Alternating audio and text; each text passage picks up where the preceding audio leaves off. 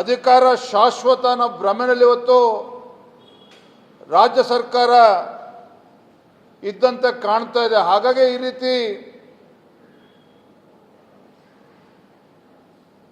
ಒಂದು ರೀತಿ ಆನೆ ನಡೆದಿದ್ದ ದಾರಿ ದರ್ಪದಿಂದ ರಾಜ್ಯ ಸರ್ಕಾರ ಮುಖ್ಯಮಂತ್ರಿಗಳು ನಡ್ಕೊಳ್ತಾ ಇರ್ತಕ್ಕಂಥದ್ದು ಖಂಡಿತ ಇದು ಸರಿಯಲ್ಲ.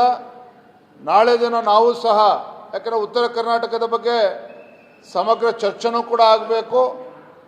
ಹಾಗಂತ ಇವರ ಒಂದು ರಾಜಕೀಯ ಪ್ರೇರಿತ ತನಿಖೆಗಳಿಗೆ, ಇವರ ದಬ್ಬಾಳಿಕೆಗಳಿಗೆ ಹೆದರ್ಕೊಂಡು ಓಡೋಗ್ತಕ್ಕಂಥ ಪ್ರಶ್ನೆ ಇಲ್ಲ. ಏನೇ ಬಂದರೂ ಕೂಡ ಅದನ್ನು ಧೈರ್ಯವಾಗಿ ಎದುರಿಸ್ತೇವೆ. ಆದರೆ ರಾಜ್ಯ ಸರ್ಕಾರ ತನ್ನ ಜವಾಬ್ದಾರಿಯನ್ನು ಮರೆತು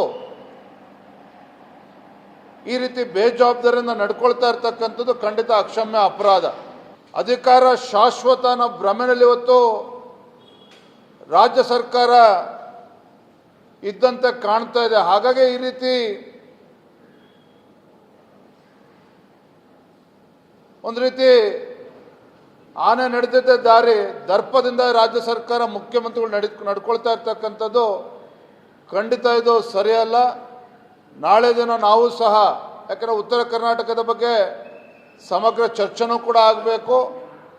ಹಾಗಂತ ಇವರ ಒಂದು ರಾಜಕೀಯ ಪ್ರೇರಿತ ತನಿಖೆಗಳಿಗೆ, ಇವರ ದಬ್ಬಾಳಿಕೆಗಳಿಗೆ ಹೆದರ್ಕೊಂಡು ಓಡೋಗ್ತಕ್ಕಂಥ ಪ್ರಶ್ನೆ ಇಲ್ಲ. ಏನೇ ಬಂದರೂ ಕೂಡ ಅದನ್ನು ಧೈರ್ಯವಾಗಿ ಎದುರಿಸ್ತೇವೆ.